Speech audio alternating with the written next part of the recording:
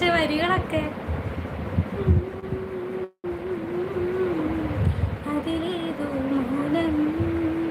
തേടുന്ന പോലെ തിരമല്ലേ പുൽകി വിരലിൽ അറിയാതെ ഉള്ളിൽ സുഖമുള്ളൊരു നോവായി വന്നേതോ മിന്നൽ